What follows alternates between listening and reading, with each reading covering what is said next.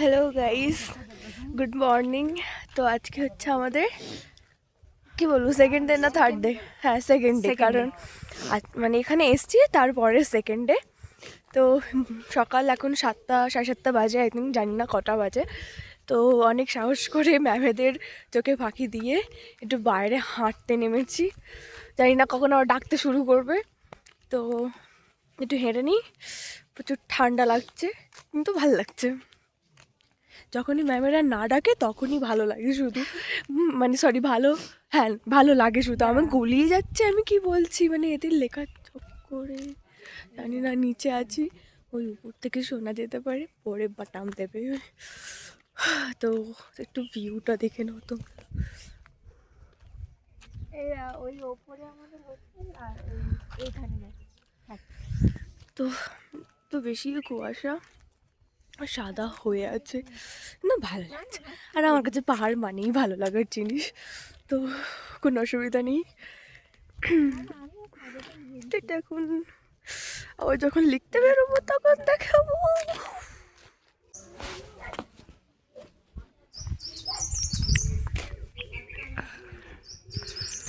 This morning view.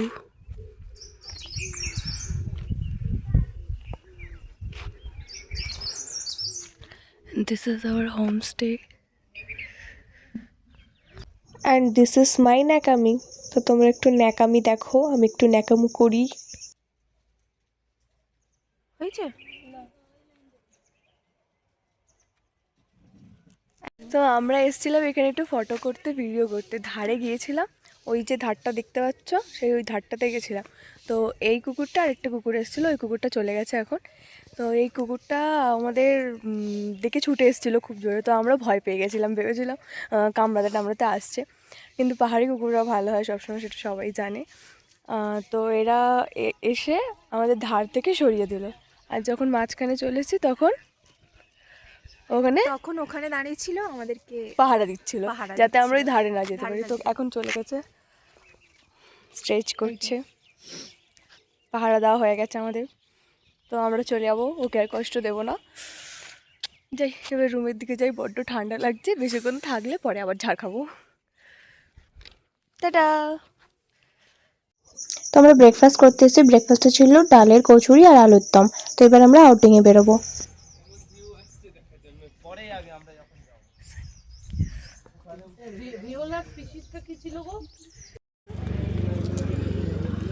আউটিংয়ে বেরিয়েছি আমরা।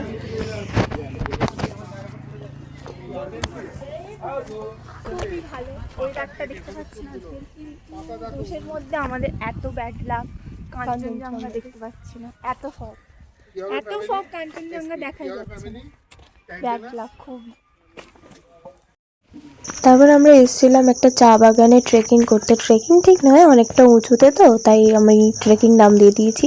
যাই হোক, করতে খুব কষ্ট হয়েছিল কেন, স্বাভাবিক, উপরে উঠলে কষ্টই হবে, আমিও একটা পাগল যেমন।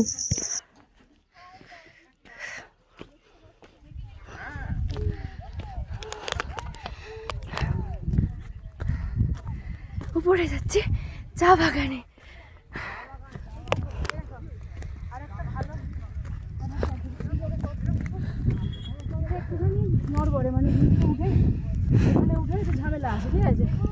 কিন্তু তার পাশেই একটা সহজ রাস্তা আছে যেখান দিয়ে তুমি উঠতে পারো। তাহলে পথ কঠিন, এটা দেখে নিজের গন্তব্যে পৌঁছানোটা কখনো ছেড়ে দিও না, গন্তব্যে পৌঁছানোর আশা ছেড়ে দিও না। তুমি নিশ্চয়ই। এতটা উপরে উঠেছি আমরা, একটু উপরে ওঠাই যায়। থাকবে না, যাবো, শেষ আছে, ওই পারে নামতে হবে। বোতলটা বের করতে না, পারবো না, একটা খুলে আমিও বাবার পোজ দিয়ে হাঁট, চারে পাগলের মতো হাঁট। সাউন্ডটা যেটা ক্যাপচার হলো না,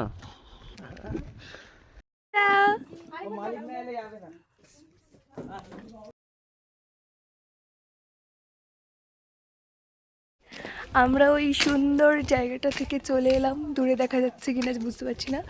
তো এবার আমরা নিচের দিকে যাচ্ছি, আমাদের হয়তো লাঞ্চ হবে এবার, তারপর আবার বিকেলবেলা বার করবে। তো কেমন লাগছে তোমার এই এটা দেখে? ই বাবা, ফেভিকুইক আছে কিনা দেখ।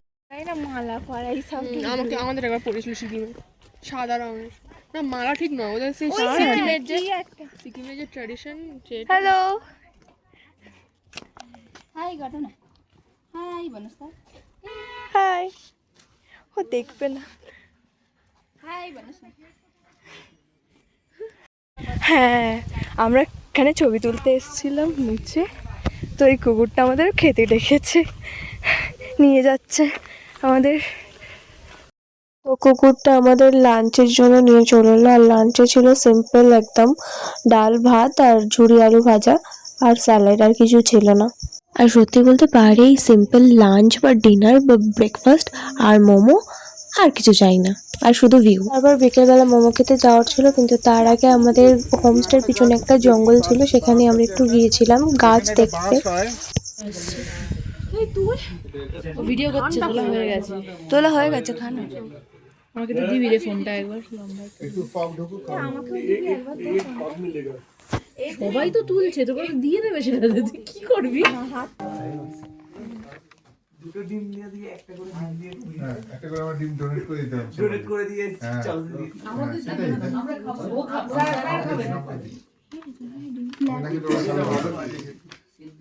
সত্যিই তো। একটা কবিতা বলবো, কিন্তু ওই কবিতাটা আমার তৈরি নেই, তাই জন্য আমি পাঠ করছি। কবিতার নাম পাহাড় চূড়ায়, কবি সুনীল গঙ্গোপাধ্যায়। অনেকদিন থেকেই আমার একটা পাহাড় কেনার শখ, কিন্তু পাহাড় কে বিক্রি করে তা জানি না। যদি তার দেখা পেতাম দামের জন্য আটকাতো না। আমার নিজস্ব একটা নদী আছে, সেটা দিয়ে দিতাম পাহাড়টার বদলে। এবার আমরা একটু ফাজলামি মেরে ঘুমিয়ে পড়বো। তো good night, tata, bye bye, দেখা হবে আবার নেক্সট পার্টে। ক্যামেরাম্যানকে দিয়ে আলাদা ক্যামেরাম্যান, ক্যামেরাম্যান একটু ফটো হয়ে যাচ্ছিল ভিডিও।